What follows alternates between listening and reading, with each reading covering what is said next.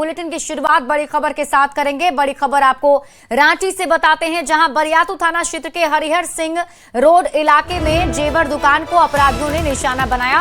3 की संख्या में अपराधी जेवर दुकान में दाखिल हुए, जबकि एक आरोपी बाहर ही खड़ा रहा और फिर लूट की वारदात को अंजाम देकर फरार हो गए।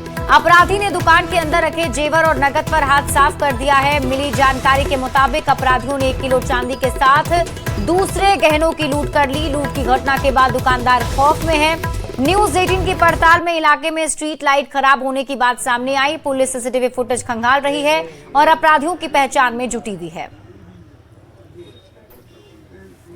तस्वीरें आपको दिखा रहे हैं, सीसीटीवी फुटेज सामने आया है, जिसके आधार पर अब आगे की कार्रवाई की जाएगी। और अब आपको ये दूसरी तस्वीर दिखा रहे हैं उस ज्वेलरी शॉप की, जहां लूटपाट की गई है। बरियातू में जेवर दुकान को निशाना बनाया गया। जेवर और कैश लेकर लुटेरे फरार हो गए। तस्वीरों में आपको नजर भी आ रहा होगा।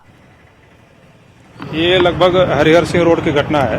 लगभग 6:40 के आसपास प्रीति ज्वेलर्स में 2-3 लड़के घुसे और कुछ ऑर्नामेंट्स वगैरह की छिनताई हुई है।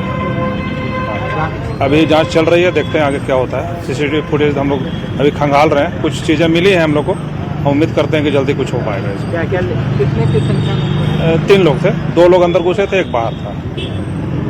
क्या लेके यहाँ से फरार हुए? ऑर्नामेंट वगैरह तो लिया है, अब देखते हैं क्या क्या हुआ। अभी तक बता नहीं पा रहा है कि कितना का कुछ गया। राजधानी रांची में अपराधियों का मनोबल बढ़ा हुआ और सरे शाम एक घटना को वारदात देते हुए अपराधियों ने लूट की बड़ी वारदात को अंजाम दिया है। बता दें कि ये हरिहर सिंह रोड का इलाका है, जहां पर प्रीति ज्वेलर्स में ये पूरी लूट की वारदात को अंजाम दिया गया। बता दें कि यहां पर पूरे मामले को लेकर अब पुलिस जांच में जुटी हुई है कि आखिर किस तरह से इस घटना को अंजाम दिया गया है। मामले में जो बातें अब तक सामने आई है कि 4 आरोपी थे और उनके द्वारा इस पूरी वारदात को अंजाम दिया गया। आप लोग भी यहीं पर थे, किस तरह से घटना हुई, क्या कुछ? 3 व्यक्ति अचानक घुसते हैं, हथियार के बल पे दो आदमी अंदर घुस करके सारा जितने भी ज्वेलरी था, कैश था, मोबाइल था, सारा ले गए। एक आदमी बाहर थे खड़े होकर के। इस तरह से घटना हुई, ये काफी भीड़भाड़ वाला इलाका है। एकदम सर, यही तो असुरक्षित है हम लोग दुकानदार। मतलब पुलिस को क्या लगता है, लॉ एंड ऑर्डर पूरी तरह से शाम में जिस तरह से घटना हुई है, यही तो चीज देखना पड़ता है। प्लस हम लोग का लाइट खराब है, लाइट भी नहीं बन रहा है, अंधेरा रहता है तो कोई भी अंजाम दे सकता है। पूरी वारदात हुई, मामले में 4 आरोपी हैं। सीसीटीवी फुटेज भी पुलिस ने यहां से लिया है। फिलहाल आरोपियों की जो शिनाख्त है वो की जा रही है, लेकिन जिस तरह से ये पूरी घटना घटी है वो कहीं ना कहीं लोगों को भी डरा रही है। वो भी सहमे हुए हैं। जो अगल बगल दुकानदार हैं उनका भी कहना है कि वो यहाँ पर दुकानदारी करने आते हैं, अपने व्यापार चलाने आते हैं, लेकिन इस तरह से अगर अपराधी अपनी वारदात को अंजाम देते हैं तो उनमें भी एक डर है और कहीं ना कहीं वो सुरक्षा की बात तो कह रहे हैं। तो साथ में स्ट्रीट लाइट का भी हवाला दे रहे हैं कि यहाँ के जो स्ट्रीट लाइट्स हैं वो खराब हैं, जिस पर भी ध्यान देने की जरूरत है ताकि इस तरह की घटनाओं को रोका जा सके। कैमरामैन संजीव तिवारी के साथ ओम प्रकाश, न्यूज 18 रांची। चाईबासा से बड़ी खबर मिल रही है। चकधरपुर में 2 आदिवासी बच्चे की मौत से हड़कंप मच गया। मुढ़िया दल गांव में दहशत का माहौल है। गांव में जांच के लिए पहुंची है मेडिकल की टीम। 150 से अधिक लोग की मलेरिया जांच हुई है। 6 लोग में मलेरिया के लक्षण मिले हैं। अनुमंडल अस्पताल में भर्ती 2 मरीजों में ब्रेन मलेरिया और टाइफाइड के लक्षण देखने को मिले हैं, जिसके बाद से अब मेडिकल टीम काफी सतर्क हो गई है। तो इस वक्त की बड़ी खबर आपको बता रहे हैं। बड़ी जानकारी चाईबासा से, जहां मेडिकल की टीम ने सभी 150 से अधिक लोगों की मलेरिया जांच की है, जिसमें से 6 लोगों में मलेरिया के लक्षण मिले हैं। और आपको बता दें कि चकधरपुर में 2 आदिवासी बच्चे की मौत से हड़कंप मच गया था। बड़ी खबर बोकारो से है, जहां पिंडरा जोरा थाना क्षेत्र में एक बस अनियंत्रित होकर सड़क किनारे गड्ढे में पलट गई और यह घटना NH 23 पर हुआ। पंकज ढाबा के पास बस पुरुलिया से आ रही थी, उसमें कई यात्री सवार थे। सामने से आ रही बाइक को बचाने के दौरान बस अनियंत्रित हो गई। हादसे के बाद अफरा तफरी मच गई, लेकिन सभी यात्री सुरक्षित बाहर निकल गए। घटना के तुरंत बाद चालक और कंडक्टर फरार हो गए। पुलिस मौके पर पहुंचकर जांच कर रही है। ये तस्वीर हम आपको दिखा रहे हैं उस यात्री बस की, जो देखिए किस तरीके से पलटी हुई है। हालांकि अच्छी बात यह रही कि बस पर सवार सभी जो यात्री हैं वो सुरक्षित बाहर निकल गए। जैसी ही घटना घटी, चालक और कंडक्टर मौके से फरार हो गया और पुलिस की टीम सूचना मिलते ही मौके पर पहुंची है। लेकिन आप ये तस्वीर देखिए, एक बड़ा हादसा यहाँ हो सकता था। उधर से जो बस आ रही थी, इधर से एक बाइक वाला रॉन्ग साइड से जा रहा था, उनको बचाने के चलते जो कल्याणी बस वाले का जो ड्राइवर है वो अनबाइलेंस हो गया और उसके चलते गाड़ी जो है तालाब से गाड़ी के नीचे। देखिए, ये ऊपर वाले की अच्छी बात है कि किसी को कोई चोट-घाट और किसी को कोई नुकसान नहीं हुआ। बोकारो में ट्रेजरी से फर्जी निकासी के मामले में बड़ा खुलासा हुआ है। शुरुआती तौर पर 3 करोड़ 15 लाख रुपए की निकासी की बात सामने आई थी, लेकिन जांच के बाद यह आंकड़ा बढ़कर 4 करोड़ 29 लाख से अधिक हो गया है। मामले में पुलिस ने अकाउंटेंट कौशल कुमार पांडे को गिरफ्तार कर जेल भेज दिया है। मामला बोकारो ट्रेजरी से वेतन मद में फर्जी निकासी से जुड़ा है। एसपी ने जानकारी देते हुए बताया कि जांच के दौरान बोकारो पुलिस के रिटायर्ड हवलदार उपेंद्र सिंह के नाम का इस्तेमाल कर पिछले 3 वित्तीय वर्षों में 63 बार में कुल 4 करोड़ 29 लाख 71 हजार रुपए की निकासी की गई। आरोपी अकाउंटेंट ने पूछताछ में अपना जुर्म स्वीकार कर लिया है और इस मामले में शामिल बाकी आरोपियों की भी तलाश की जा रही है। रिटायर्ड हवलदार उपेंद्र सिंह जो कि 2016 में रिटायर हो चुके हैं, उनके नाम से एडिट करते हुए अकाउंट नंबर चेंज करते हुए लगभग 3 साल से, पिछले 3 साल से 2023-24 में निकासी हुई है, 24-25 में और 25-26 में टोटल 63 ट्रांजैक्शन हैं जो कि हम अभी तक देख पाए हैं जांच में। और टोटल अमाउंट की बात करें तो 4 करोड़ 29 लाख 71 हजार 7 रुपया का जो अभी तक निकासी हुई है। और जो उसमें अकाउंट जोड़ा गया, जो अकाउंट जिसमें पैसा क्रेडिट हुआ है, वो अकाउंट की जब डिटेल निकाली गई तो वो डिटेल निकला एक अनु पांडे के नाम से। और जब सारी चीज़ों के साथ पूछताछ की गई अकाउंटेंट से तो उन्होंने अपना अपराध स्वीकार किया और बताया कि ये जो अकाउंट है उनकी पत्नी का अकाउंट। झारखंड पुलिस एसोसिएशन ने बोकारो ट्रेजरी से करोड़ों रुपए की कथित अवैध निकासी का मामला उठाया है। एसोसिएशन का आरोप है कि जिला वाहिनी और इकाई स्तर पर डीडीओ की ओर से नियम का पालन नहीं किया गया। बिना मास्टर रोल और पेमेंट मेमो की सही जांच के ही राशि का भुगतान कर दिया गया। एसोसिएशन ने ट्रेजरी के अधिकारियों की भूमिका पर भी सवाल उठाए हैं। झारखंड पुलिस एसोसिएशन ने इस पूरे मामले की उच्च स्तरीय जांच और सभी संबंधित अधिकारियों की भूमिका की निष्पक्ष जांच कर दोषियों पर कड़ी कार्रवाई की मांग की है। बड़ी खबर आपको धनबाद से दिखाते हैं, जहां नगर निगम ने शहर में अतिक्रमण हटाओ अभियान चलाया, जो हीरापुर हटिया मोड़ से एसडीएम आवास होते हुए हनुमान मंदिर तक चला। और इस दौरान निगम अधिकारियों, पुलिस बल और प्रशासन की मौजूदगी रही। सड़क किनारे बनी अस्थायी दुकानों और नालियों पर किए गए अतिक्रमण को हटाया गया। अधिकारियों के अनुसार अवैध कब्जों के कारण जल निकासी बाधित हो रही थी और यातायात व्यवस्था प्रभावित हो रही थी। वहीं प्रभावित दुकानदारों ने नाराजगी जताई और वैकल्पिक जगह देने की मांग की है।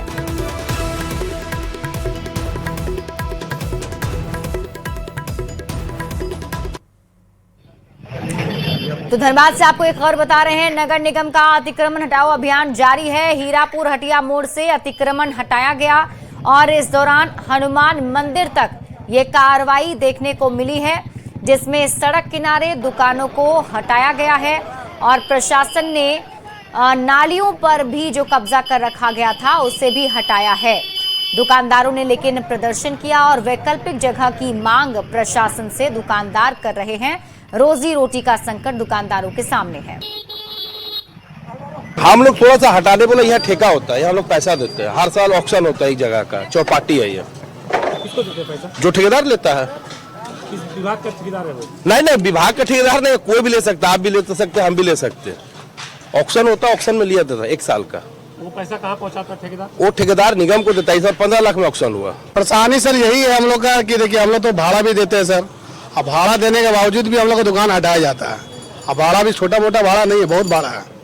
प्रति दुकान का भाड़ा या 500 से ऊपर ही है। लेकिन निगम कहती है कि आप लोग अतिक्रमण करते हैं सड़क का। अतिक्रमण है तो हम लोग को जगह देने सर, अगर ऑक्शन भी हो रहा है तो हम लोग को जगह बताए कि कहाँ से लगाना दुकान, ये भी तो बताए। 3 दिन पूर्व जो है यहाँ पे अनाउंसमेंट करा दिया गया था, हटिया मोड़ से लेकर के आपका हनुमान जी का मंदिर जो है वहाँ तक ले, जो भी सड़क के किनारे अवैध रूप से जो अतिक्रमण किए हुए थे। विशेषकर जो बांस बल्ली जो घेर करके जो छज्जा उज्जा निकाले हुए हैं, अस्थायी रूप से उन लोगों को हटाने का निर्देश दिया गया था। रांची में बच्चा चोरी के आरोप में एक युवक की जमकर पिटाई कर दी गई और उसके बाद पुलिस के हवाले भी किया गया। हालांकि बच्चा चोरी की बात अफवाह निकली। बच्ची की मां घटना की सूचना पर पुलिस थाने पहुंची और युवक को अपना रिश्तेदार बताया। फिलहाल पुलिस मामले की जांच कर रही है। दरअसल बिरसा चौक के रहने वाले श्याम 3 वर्षीय बच्ची को बाइक से लेकर कांके गया था और वहां से लौटने के क्रम में श्याम पर लोगों की नजर पड़ी। लोगों ने श्याम को पकड़ लिया और जमकर उसकी पिटाई कर दी। बच्ची की मां का कहना है कि श्याम बच्ची का मौसा है और वो बच्ची को साथ लेकर गया था। न्यूज़ 18 आपसे अपील करता है, कभी भी अफवाहों पर भरोसा ना करें और कानून हाथ में लेने से बचें।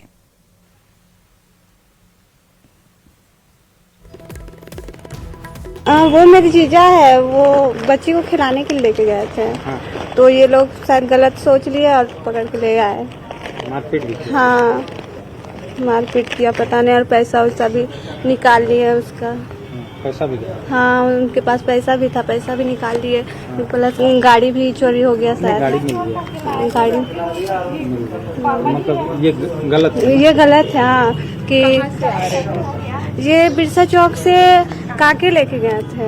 अच्छा, काके लेके? बच्ची को हाँ खिलाने के लिए लेके गए थे। तो अब ये लोग गलत सोच लिया, बोल रहा है कि बच्चा चोर है बोल के। रामनवमी जुलूस के दौरान हजारीबाग में चाकूबाजी में घायल युवक गुलाम साऊ की रांची में इलाज के दौरान मौत हो गई। दारू प्रखंड के छोटका इरगा में चाकूबाजी की घटना हुई थी। युवक की मौत के बाद लोग भड़क गए और NH 522 पर चक्का जाम कर दिया। प्रदर्शनकारियों ने सड़क पर टायर जलाकर विरोध जताया है, जिससे कोलकाता रूट पर सैकड़ों वाहनों की लंबी कतार लग गई और बाजार पूरी तरह बंद रहा। सूचना मिलते ही BDO और CO मौके पर पहुंचे और परिजनों से वार्ता की। परिजनों ने आरोपियों को कड़ी सजा, मुआवजा, आवास और परिवार के एक सदस्य को नौकरी देने की मांग रखी है, जिस पर प्रशासन की ओर से आश्वासन मिलने पर करीब 6 घंटे बाद सड़क जाम खत्म हो सका। फिलहाल क्षेत्र में शांति है, लेकिन तनाव को देखते हुए पुलिस मुस्तैद है।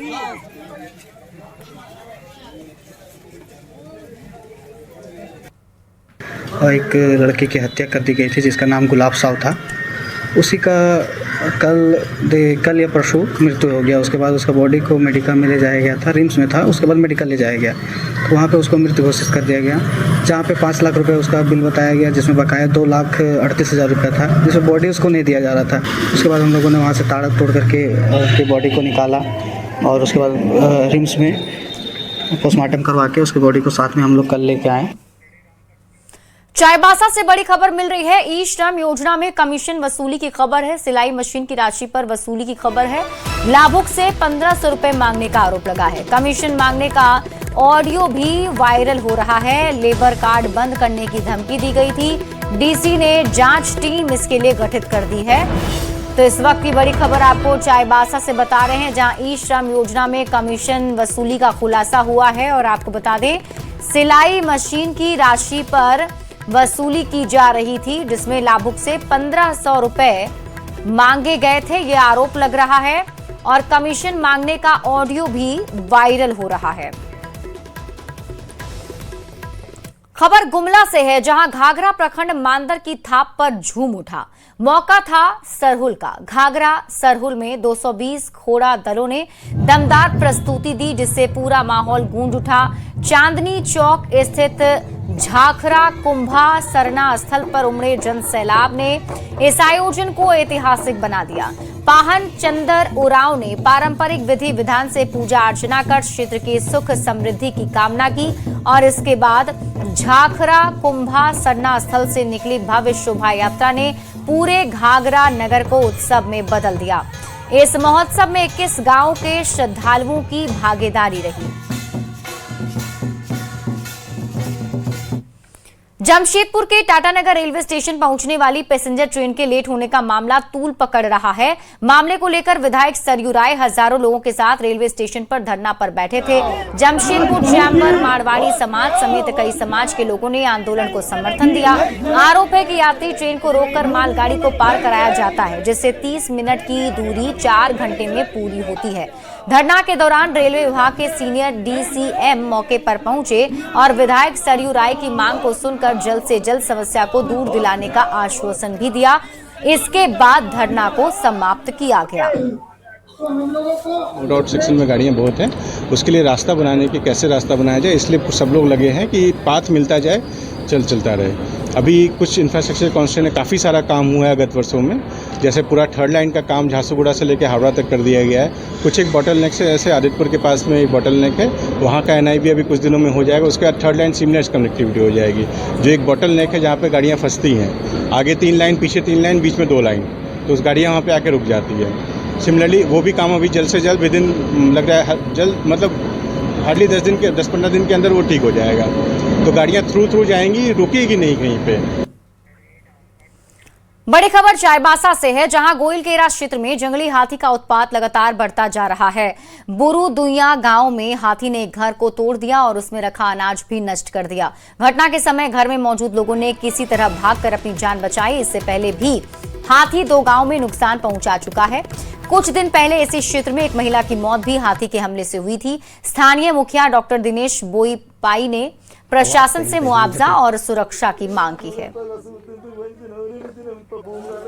ये तस्वीर हम आपको दिखा रहे हैं, जिसमें आप देख सकते हैं किस तरीके से हाथी ने ये घर में तबाही मचाई है। बताया जा रहा है कि घर पर मौजूद लोगों ने किसी तरीके से भागकर अपनी जान बचाई, लेकिन घर को पूरी तरह से क्षतिग्रस्त हाथी ने कर दिया है।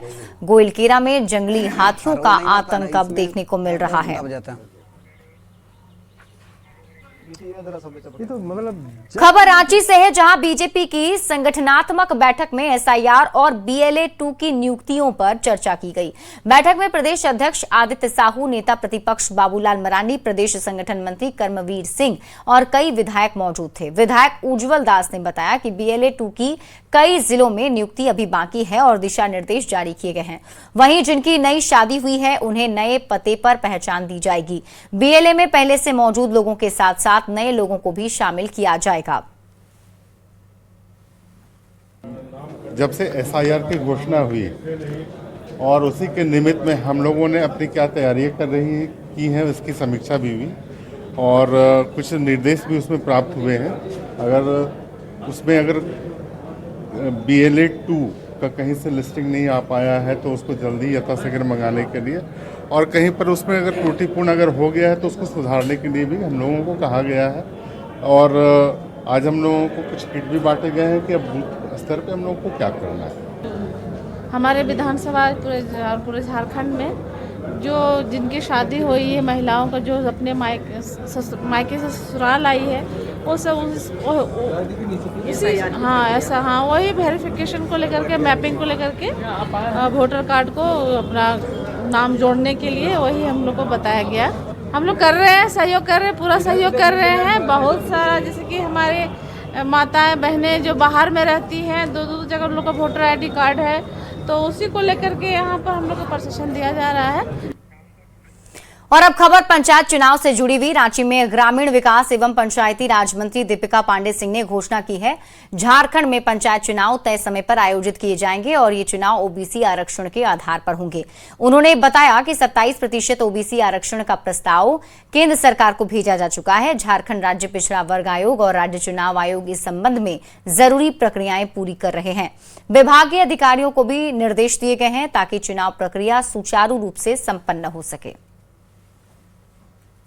पंचायत चुनाव में OBC आरक्षण लागू करके चुनाव होंगे अगले वर्ष, ये मैं आप सबको आश्वस्त करना चाहती हूँ। हालांकि OBC कमीशन को, इलेक्शन कमीशन को अपना रिपोर्ट वगैरह जो सबमिट करना है, विभाग उसमें एक्टिवली इन्वॉल्व होकर के पदाधिकारियों को भी मैंने निर्देशित कर दिया है कि इसके पीछे लग करके और ये सुनिश्चित करें कि किसी भी कारण से एक तो पहले पंचायत चुनाव डिले न हो और OBC आरक्षण लागू होकर के ही हम लोग पंचायत।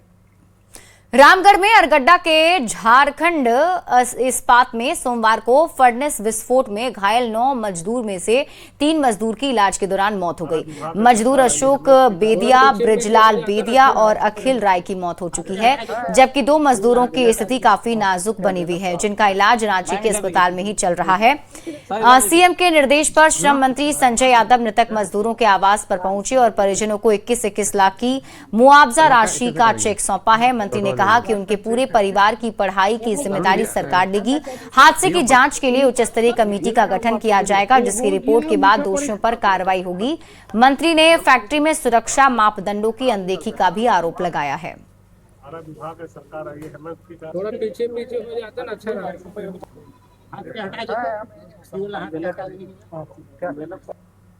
फैक्ट्री में काफी दुरुपयोग कर हो रहा था और लेबर के साथ अन्याय हो रहा था। चूंकि वो उसने बताया कि हम लोगों ने बार बार बोल रहे थे कि एक बार दाबिए, चूंकि बॉयल बहुत ज़्यादा गर्म हो गया है ब्रास का, लेकिन 6-7 बार ज़बरदस्ती हम लोगों से दबाया गया है।